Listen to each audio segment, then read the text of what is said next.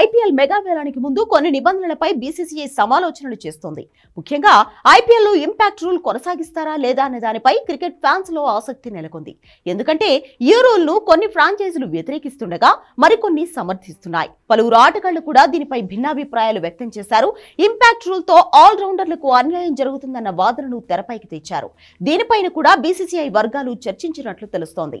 అదే సమయంలో రవిచంద్రన్ అశ్విన్, డివిలియర్స్ లాంటి ఆటగాళ్లు ఇంపాక్ట్ రూల్ కు మద్దతు తెలిపారు. ఈ రూల్ అంత చెడ్డదేం కాదని అశ్విన్ వ్యాఖ్యానించాడు.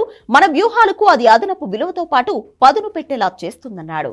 మరోవైపు కొన్ని ఫ్రాంచైజీలు కూడా ఇంపాక్ట్ రూల్ ను సమర్థించాయి.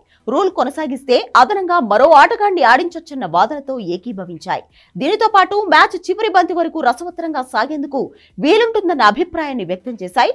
గత సీజన్లో జరిగిన కొన్ని మ్యాచ్లను కూడా ఉదాహరణగా పేర్కొన్నాయి. గత నెల రోజులుగా దీనిపై సుదీర్ఘ చర్చలు జరిపిన బీసీసీఐ చివరికి ఇంపాక్ట్ రూల్ ను కొనసాగించేందుకు నిర్ణయించినట్లు సమాచారం. వచ్చే వారం తర్వాత దీనిపై అధికారిక ప్రకటన చేసే అవకాశం ఉంది.